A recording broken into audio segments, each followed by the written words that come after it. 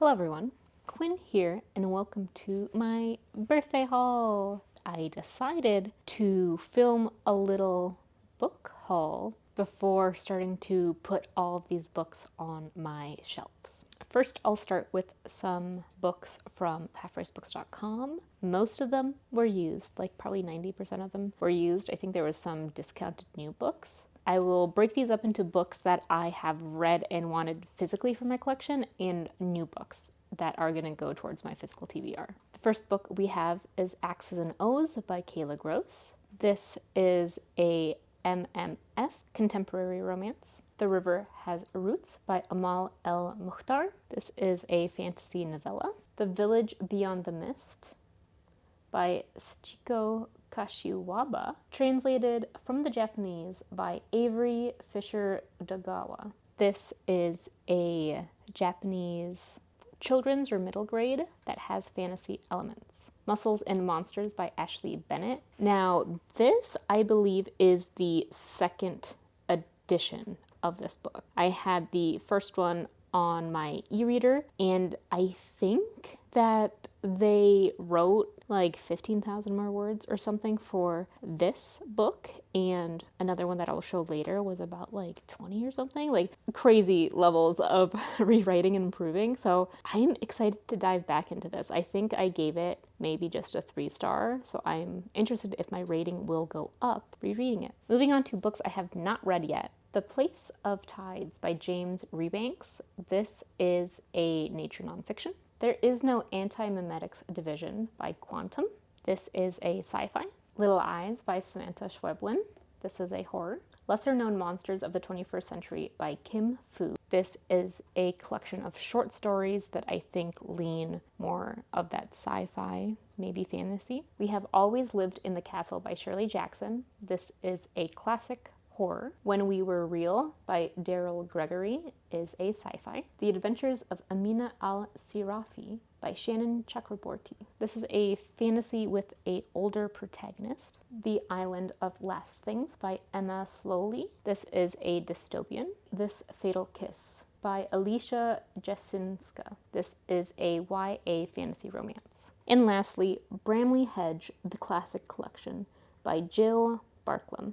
Moving on to the books I got at my local indie, this is How You Lose the Time War by Amal El Mukhtar and Max Gladstone. This is one I have read, and this is a fancy edition, and this is how the inner jacket looks. I also bought Tentacles and Triathlons by Ashley Bennett. This is the other book I mentioned that Ashley Bennett added like 20k words to this story, so I'm very excited to reread it. I bought 2 books directly from the author's website. We have Immersed and Entangled by Gail Ian Tate.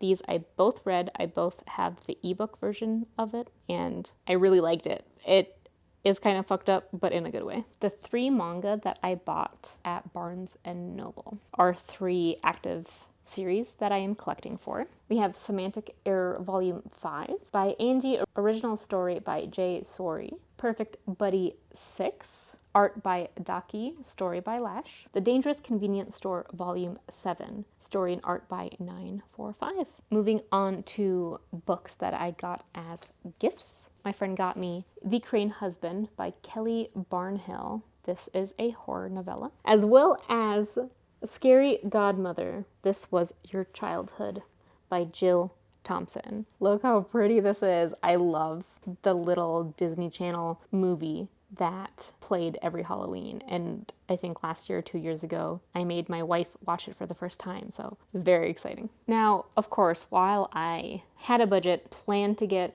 as many books as I could within that budget, I added a little bit for the manga. I wanted a couple volumes in my birthday haul. But of course, if I go to Half Price Books to pick up my books, I'm gonna go wander. So these are not part of my budget. These were just bought during my birthday month. So I didn't know whether or not to include them in this, but thought it would still be fun. So these are books that I bought while I was out. All of them are used except the last one. So we have The Everlasting, How to Lose a Goblin in 10 Days, Pucking Around, Willing Prey, and The Unmaking of June Pharaoh. And there you have it. Those are all the books that I bought and got for my birthday. I don't really buy books throughout the year. I really just replenish my stock during my birthday. So it's my biggest spending. It kind of plans what I have throughout the year. Of course, if there's some new releases, I will buy them through my local indie. But little things like this, where I spend like multiple hundreds of dollars on books, does not happen a lot. This is a rare occurrence, but it is always really, really fun to see my physical TBR shelf not look so empty. Well, here you have it. All of my books are on my bookshelf that need to be on my physical TBR. My top rainbow TBR shelf looks really, really good.